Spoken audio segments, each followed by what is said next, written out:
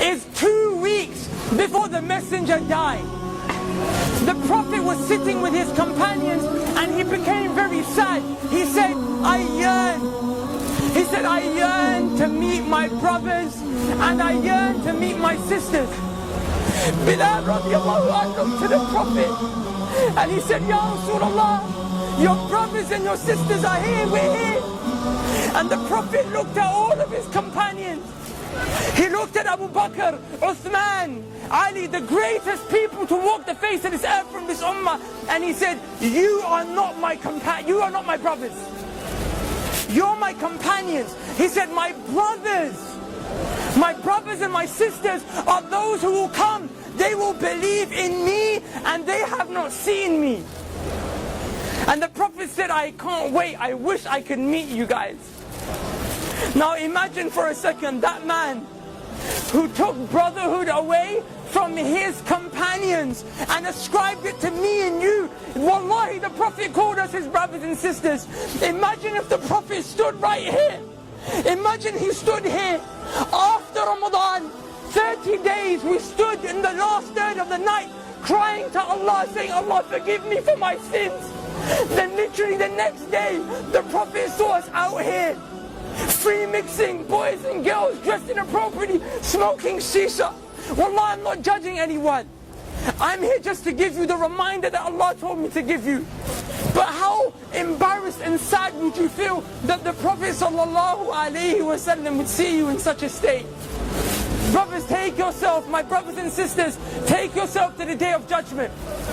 On a day when Allah subhanahu wa ta'ala said, يَوْمَ يَفِرُّ الْمَرْءُ مِنْ أَخِيهِ وَأُمِّهِ وَأَبِيهِ وَصَاحِبَتِهِ وَبَنِيهِ. Allah said, your mum will run away from you.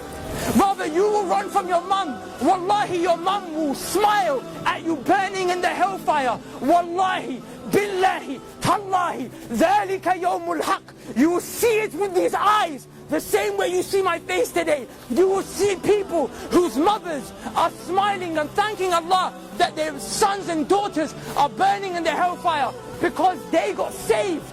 The mother got saved because she took some deeds from that son and daughter that wronged the mum. That day your mum won't spare you. On that day, the only man that will look around, the only man who will go around into sajda, he will fall, waiting, crying to Allah so that we can be saved and go to Jannah, is Muhammad sallallahu alayhi wasallam. But I tell you something, Wallah, he won't recognize you unless you are from those who prayed. Because the hadith of the Prophet tells us that the Prophet will notice you from the marks of sajda on your foreheads and the marks of wudu on your arms. The Prophet sallallahu alayhi wasallam will go to certain people, however, people like us who pray in Ramadan. So we're going to have a few marks of sajda, we're going to have a few parts of wudu on our arms, but we didn't worship Allah like we were supposed to. We were Ramadan Muslims, Eid Muslims, Jummah Muslims. The Prophet will see people like that.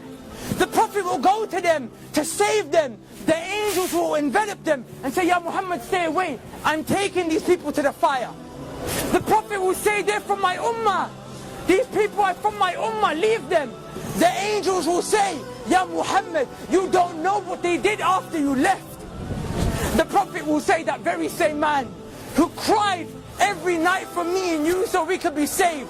But when the day comes where you will meet Allah and whatever has been established has been established, the Prophet will look at you and say, Suhqun, Suhqun, get away from me, take them away from me. But those who prayed, even though our life was difficult, there was fitna all around us, even though people called us to come out to the shisha cafes, to the clubs, your girlfriend called you, your boyfriend called you, even though that happened, the Prophet will grab those people. He will say, come, come, come. He will save you from the fire, take you to the gates of Jannah where there is a fountain called Al-Kawthar. He will dip his hands in. He will say, drink, drink, drink from my hands, drink from my hands. Are you okay? Go into paradise. Udkhuluha bi salam. Dhalika yawmul khulud. Enter with peace for eternity, happiness, and never-ending happiness that will never cease, brothers and sisters, and never-ending happiness that will never leave. How How do you get to that stage? And I'll leave you with this. The Prophet ﷺ said, a time will come when holding on to my religion, holding on to Islam, will become as difficult as holding on to charcoal. The charcoals that we smoke shisha with. The Prophet said, try and hold on to it. It burns you, let go of it. The Prophet ﷺ said, that's what my religion will become like. Is it not like that today? We come to the masjid, but then the heat of the girls and the guys and the music and the haram, it grabs you, right? So it's hard to hold on to Islam. The Prophet gave you an advice in another hadith. The Prophet ﷺ said, be patient, and you will drink from my hands at the fountain of Al-Kawthar. Brothers and sisters, wallahi, I don't get paid for this.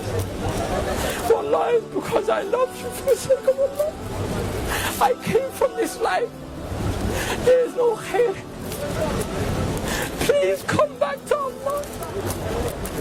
Please become a person who establishes Tawheed, the oneness of Allah in his or her heart. And never, ever, ever forget the prayer. And strive to follow the sunnah of the Prophet. So on that day when you're resurrected, when that day when the trumpet is blown, you will be of those who are saved. Because I tell you one thing, wallahi, it's a day of truth.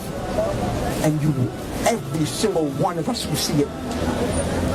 And Ibn al-Qayyim al-Jawziyah said, if the Quran doesn't soften your hearts in this world, if by you reciting the Quran, your hearts do not become soft in this world, he said, then wait to the day of judgment, for when Allah shows you the hellfire, your hearts will become soft. But we have an opportunity to not see that ever. Take the most honorable part of your face, place it as low as you can, 5 times a day. Never forget, and I promise you on that day, everyone will turn their back on you, but Allah will suffice you. So who will come? We're going to make the adhan, inshallah, and I urge you guys to pray with us. Wallahi, we're not trying to upset you, we're not trying to call you to anything dodgy. All we're trying to call you to is Tawheed of Allah and Sunnah of the Prophet sallallahu alaihi wasallam. Is there anyone who would like to give the adhan? And we'll get the reward. Barakallahu feek akhi. Barakallahu feek akhi.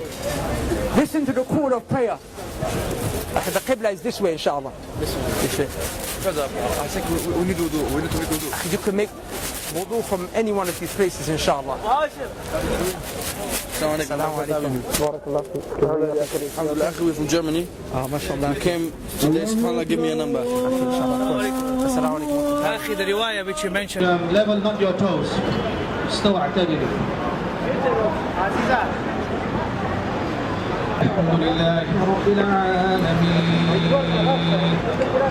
الرحمن الرحيم مالك يوم الدين إياك نعبد وإياك نستعين اهدنا الصراط المستقيم صراط الذين أنعمت عليهم وتكون الجبال كالإهل المنفوش فأما من ثقلت موازينه لكم دينكم ولي دين.